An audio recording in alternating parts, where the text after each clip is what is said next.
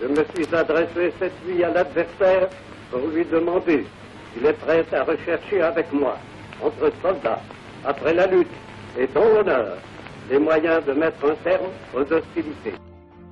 C'est par ces mots que le maréchal Pétain, le vainqueur de Verdun et nouveau chef du gouvernement, annonce aux Français le 17 juin 1940 sa volonté de signer l'armistice avec l'Allemagne nazie. La France est en effet en train, en à peine 6 semaines, de perdre la guerre.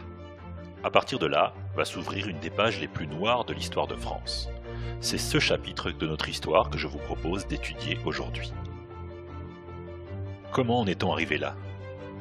Pourquoi avons-nous été battus si vite? Et surtout, quelles sont les conséquences de cette défaite pour le pays? Autant de questions auxquelles nous allons essayer de répondre dans cette petite vidéo. La guerre avait pourtant démarré plutôt en douceur pour les Français. Se croyant protégés derrière leurs lignes Maginot, réputées infranchissables, les soldats français attendent l'attaque allemande. Cette période de calme relatif, appelée drôle de guerre, dure en effet de septembre 1939 à mai 1940. Mais le 10 mai 1940, les choses s'accélèrent et les Allemands passent à l'offensive. Contournant la ligne Maginot par le nord, ils attaquent en force en passant par la Belgique avec leurs chars et leurs avions. C'est la guerre éclair ou Blitzkrieg.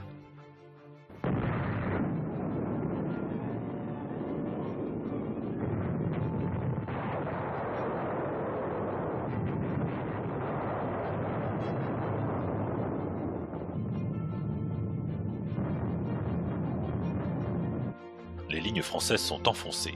En un mois, les troupes du Reich occupent toute la partie nord de la France. Le 14 juin, Paris est livré sans combattre. Et les troupes allemandes défilent sur les Champs-Élysées. C'est dans ces circonstances que le maréchal Pétain, considéré comme le sauveur de la France en 1916 à Verdun, est appelé au gouvernement. Son idée, arrêter les combats et demander l'armistice. C'est chose faite le 22 juin. La France, défaite et humiliée, doit accepter les conditions que lui impose Hitler.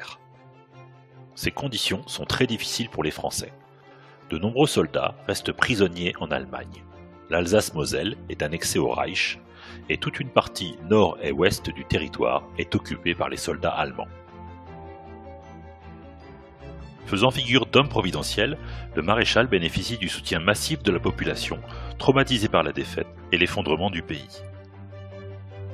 Le 10 juillet 1940, à Vichy, en zone libre, où s'est installé le gouvernement, l'Assemblée vote les pleins pouvoirs à Pétain. C'en est fini de la Troisième République. Le nouveau régime, qu'on appelle désormais régime de Vichy, rejette la démocratie et entend mettre en œuvre une révolution nationale. En effet, la République, considérée comme responsable de la défaite, doit laisser la place à un ordre nouveau qui doit permettre le redressement du pays. En fait, la France bascule progressivement dans la dictature. La devise républicaine « Liberté, égalité, fraternité » est supprimée et remplacée par le nouveau « Travail, famille, patrie ». Les libertés sont bafouées, l'égalité en droit des citoyens n'existe plus, les partis, les grèves sont interdits, le contrôle policier est renforcé et la personne du maréchal est exaltée par la propagande.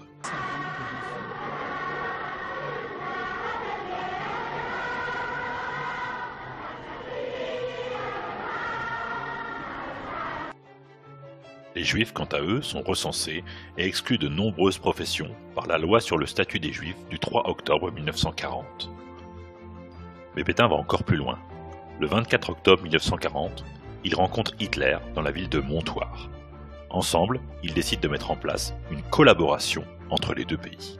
J'entre aujourd'hui dans la voie de la collaboration. Ainsi, dans un avenir prochain, pourrait être allégé le poids des souffrances de notre pays, améliorer le sort de nos prisonniers, atténuer la charge des frais d'occupation. Ainsi pourrait être assouplie la ligne de démarcation et faciliter l'administration et le ravitaillement du territoire. La collaboration a d'abord été économique et militaire. Par exemple, la France a aidé l'Allemagne nazie en lui livrant des denrées agricoles, mais aussi en envoyant de jeunes Français travailler dans les usines d'armement en Allemagne. C'est le STO, Service du travail obligatoire, créé à partir de 1943. Mais la collaboration a aussi été idéologique. En effet, certains Français ont pu être attirés par les idées nazies et fascistes. Créée en 1943, la milice a notamment fourni une aide précieuse aux Allemands en pourchassant les résistants et les Juifs sur le territoire national. Mais Pétain représente-t-il vraiment tous les Français? Heureusement, depuis Londres, d'autres voix se font entendre. Et ça, c'est une autre histoire.